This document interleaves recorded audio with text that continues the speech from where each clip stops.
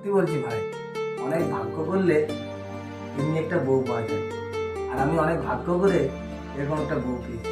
নাহলে আজকালকার দিনের বউরা খেয়েছো, কি করছো, সব সময় খবর নেই।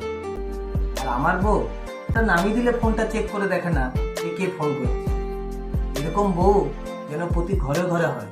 যা টাকা দিই সব টাকা জমা করে রাখে। এমন লক্ষ্মী প্রতিমার মতো বউ তোদের সাথে আড্ডা দিতে আসি। আমাকে তো বলে যে যাও তুমি ওদের সাথে দেখা করে এসো, আড্ডা দাও। ও একদম বারণ করে। আর अरे देवा বলছিলাম ये गड़बड़ है बाबा। আজ কদিন ধরে তোকে এই তিনটে লাইন মাথার মধ্যে ঢুকাচ্ছি, এই সামান্য কথাটা মনে থাকে না? তোর বউ খুব সুন্দর, তোর বউ খুব ভালো রান্না করে, আর তোর বউ মেকআপে কোনো খরচা করে না। কি আছে মাথার মধ্যে?